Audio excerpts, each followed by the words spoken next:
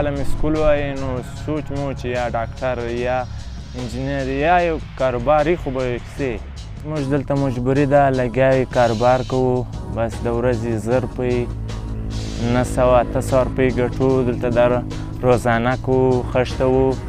زما پلار هم دلې راسره لګیا دی کور کې نور اته وروڼه هم یو ګرده زموږ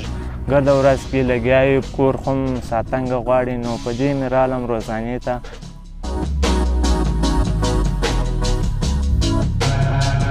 یا به کار یا به بل سکول وي هغه خو مسله د سکول ده یا به خامخا شوق د سړی د سکول کوي نو چې سکول یې یا مجبوري نه وای نو بیا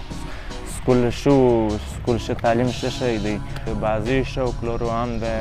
کرکټ هم د فوټبال شوق لرو چې د 3 بجې یا د 2 بجو زه کار کوم او بیا ګرده ورځ ستړی یم بیا برته ماپښین برته را روان یم نو دا خو کارو